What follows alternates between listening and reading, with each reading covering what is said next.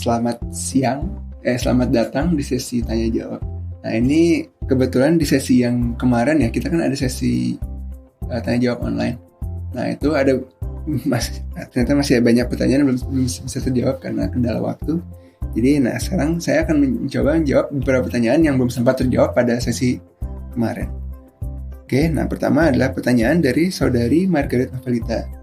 Yang pertamanya adalah, seberapa penting sih untuk merefine suatu aset dalam suatu game? Nah, dan jika perlu di-refine, itu kapankah waktu yang tepat untuk melakukan refine? Ini sebenarnya jawabannya cukup mudah, cukup simpel. Sangat penting untuk merefine. Karena bisa dibilang aset dari suatu game itu adalah wajah dari game itu sendiri. Mau kita gameplaynya sebagus apapun, mau kita metanya sebagus apapun, yang pertama kali dilihat oleh orang adalah artnya, desainnya. Jadi ya mau tidak mau kita harus merefine sebaik mungkin. Nah, cuman yang jadi pertanyaan kedua adalah kapan sih waktunya kan? Jadi apakah kalau misalkan kita belum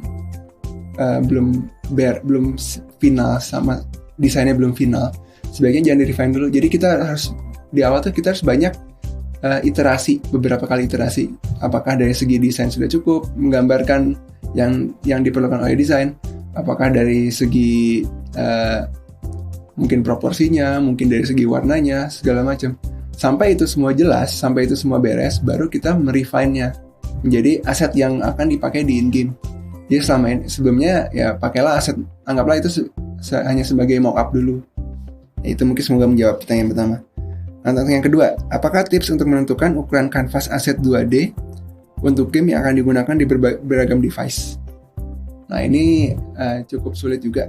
Soalnya kalau misalnya kita menyesuaikan dengan satu resolusi saja, itu tidak bisa ya. Karena beberapa device itu dia resolusinya beragam. Bahkan ada juga yang tidak sesuai dengan resolusi komputer ya, yang 16:9, ada yang 2:1, ada yang 16:8, beda-beda lah. Ada yang 21 juga. Nah, jadi kalau saran saya sih, dan dari pengalaman sendiri juga, buatlah si asetnya itu, terutama untuk yang background dan karakter itu sebesar mungkin di awal. Nah, baru pada saat kita untuk membuat aset di in-game-nya, baru kita kecilkan. Nah, kecilkannya juga sesuai dengan kebutuhan. Jadi kalau misalkan kita akan membuat game-nya misalkan untuk device sebanyak mungkin. Jadi ya usahakan si background-nya itu dan gambar karakternya itu tidak terlihat aneh di device yang berbeda. Jadi memang ujungnya sih trial and error juga sih, karena saking banyaknya variasi resolusi dari device yang berbeda. Jadi mau tidak mau kita harus sering trial and error, atau kalau misalkan ingin lebih mudah, tentukan kira-kira device apa saja yang akan bisa memainkan game kita. Kalau misalkan yang paling mudah lagi, tentukan resolusinya yang akan kita pakai. Misalkan kita fix resolusinya itu adalah 16:9. Apabila ada device yang berbeda, berikanlah border tambahan. Bisa itu hanya border hitam, atau enggak buatlah kayak misalkan ada gambar tertentu yang mengisi border tersebut. Jadi ya mungkin dari device-nya akan terlihat seperti terpotong pinggir-pinggirannya. Ya mau tidak mau, karena itu dan itu juga sebenarnya banyak juga sih digunakan di game-game lain, jadi itu tidak terlalu masalah. Lalu yang pertanyaan ketiga, apakah character sheet diperlukan di setiap genre game atau hanya genre tertentu saja? Kalau menurut saya character sheet itu sangat diperlukan ya untuk di semua game, terutama untuk di bagian pre-production. Karena character sheet itu sebenarnya tujuannya bukan hanya menggambarkan ekspresi atau seperti apa, tapi itu juga diperlukan untuk in-game asset. Jadi acuan untuk in-game asset, misalkan terutama untuk game 3D ya, karena untuk game 3D itu kita juga memerlukan seperti apa sih si karakter tersebut bila dilihat dari depan, samping, atau dari belakang. Jadi dan juga detail-detail yang tidak terlihat dari sudut pandang tertentu. Nah, karena itu sebenarnya karakter itu diperlukan untuk di berbagai game, karena itu diperlukan sebagai patokan dasar dari pembuatan aset. Nah, lalu pertanyaan keempat, Adakah tips untuk membuat storyboard game yang asik? Atau mungkin referensi buku untuk explore storyboard khusus game? Wah, kalau storyboard ini sebenarnya tergantung ya. Ini storyboardnya ini untuk apa dulu? Kalau misalkan seperti untuk cutscene misalkan.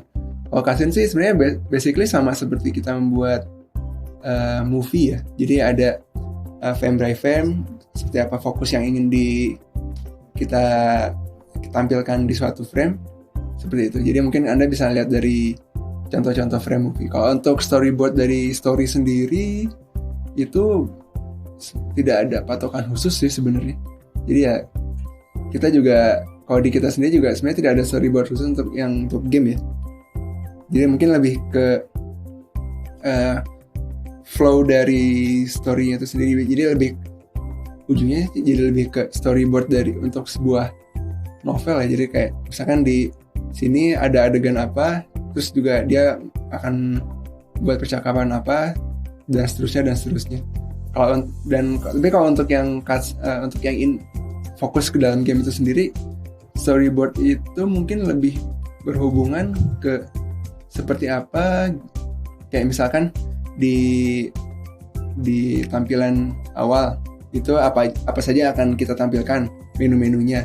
Di gameplay seperti apa sih menu-menunya. Dia lebih ke mock up sih ketimbang storyboard ya kalau untuk di game. Lalu yang kelima, bagaimana portofolio game art yang baik di mata industri game saat ini? Ya, mungkin yang untuk yang kelima ini sudah coba saya jawab di video conference sebelumnya, tapi mungkin saya akan coba menjelaskannya mungkin kurang detail yang kemarin. Nah, jadi untuk yang portofolio game art itu yang paling penting adalah clarity. Jadi Anda ingin apply kemana, usahakan storyboard. Usahakan portofolio yang Anda buat itu menonjolkan skill Anda di bidang yang ingin Anda lamar itu. Jadi jangan misalkan Anda ingin melamar itu di artis, jangan Anda menggambarkan model 3D, itu kan beda jauh ya. Tapi bisa juga itu dimasukkan ke dalam keahlian kayak komplementari, keahlian tambahan. Jadi tapi tetap saja yang utama adalah apa yang ingin Anda tuju, job desk apa yang ingin Anda dapat di suatu game industri itu. Lalu yang kedua, kita akan lebih apresiasi apabila Anda memberikan kepada kami itu sudah dalam bentuk kompilasi. Jadi antara itu file PDF yang isinya ada berbagai macam art dari yang Anda buat, atau mungkin bisa juga dengan menggunakan portofolio online seperti ArtStation atau DeviantArt. Jadi kalau bisa jangan kirimkan kumpulan gambar dalam bentuk zip ya, lalu dikirimkan ke email, karena itu akan menyulitkan si penyeleksi. Jadi usahakan Anda sebisa mungkin membuat si yang menyeleksi itu lebih nyaman, lebih mudah untuk melihat karya Anda. Dan juga tampilkan gambar yang paling yang paling bagus dari karya Anda itu di pertama dan di akhir. Jadi saat di awal kita akan melihat, oh ternyata dia gambarnya seperti ini nih kualitasnya. Lalu setelah kita melihat semua contoh portofolio Anda yang lain, di akhir juga kita seperti seakan diingatkan, ini loh kualitas gambar saya bisa saya capai. Nah, seperti itu.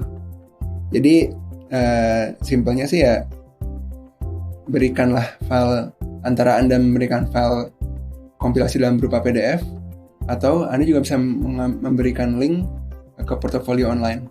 Tampilkan gambar yang terbaik di depan dan di akhir, dan sebisa mungkin jangan berikanlah gambar yang berhubungan dengan tujuan Anda melamar sebagai apa di games industri.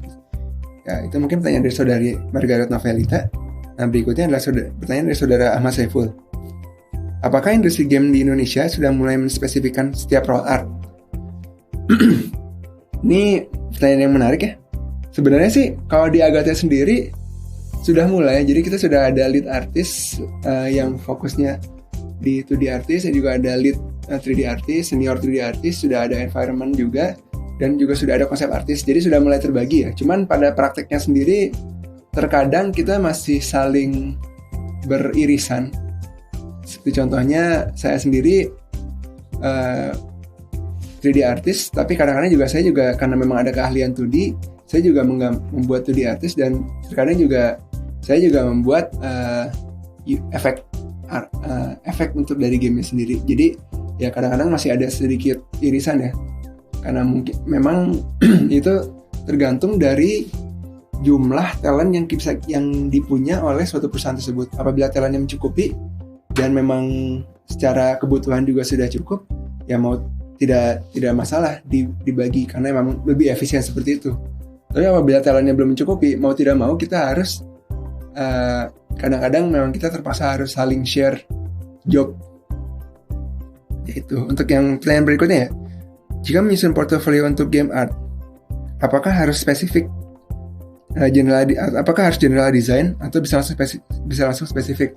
Nah, balik lagi seperti ke jawaban yang saya berikan untuk saudari Margaret tadi, kembali ke tujuan Anda. Anda ingin membuat Anda ingin melamar sebagai apa? Apakah sebagai 2D artist yang spesifik di konsep art, atau 2D artist yang spesifik di aset, atau mungkin 3D artist yang spesifik di modeling atau di animasi? Nah, sebenarnya general tidak masalah, tapi balik lagi, Anda ingin melamar seperti apa? Tunjukkanlah itu yang paling prominent dari portofolio Anda. Misalkan Anda ingin melamar sebagai animator, tunjukkanlah animasi-animasi yang Anda buat itu sebagai portofolio yang paling prominent. Tapi bila Anda memang punya skill 3D artist atau 3D modeling atau mungkin environment, tampilkan juga tidak apa-apa, karena itu akan menjadi nilai lebih dari penilaian. Seperti itu. Oke. Mungkin itu jawaban untuk saudara Ahmad Saiful. Nah, pertanyaan terakhir adalah dari saudara Willy Santori. Apa saja soft skill dan hard skill yang perlu dipelajari atau dipersiapkan untuk berkarir secara maksimal di dunia game developer, baik secara karyawan ataupun founder game dev? Ini kalau menurut saya dari pengalaman pribadi saya sih, untuk hard skill itu minimal Anda sudah mengerti basicnya. Jadi tidak perlu Anda terlalu jago sama sekali, tidak perlu minder, aduh skill saya masih belum terlalu jago nih, tidak masalah. Karena yang paling dihargai itu setelah masuk ke pekerjaan adalah soft skill. Jadi seperti apa, bagaimana Anda bekerja sama dengan orang lain, bagaimana Anda